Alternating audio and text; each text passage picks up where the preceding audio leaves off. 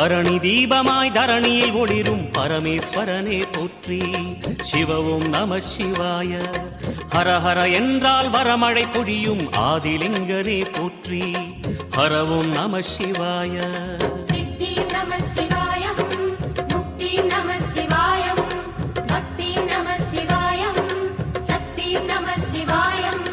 கார்த்திகை திருநாள் உற்சவம் காணும் தீபச் சுடரே போற்றி. சிவ ஓம் நம சிவாய. தீர்த்தம் யாவிலும் நீராடிடுவாய் அருணாச்சலனே போற்றி. ஹர ஓம் நம சிவாய.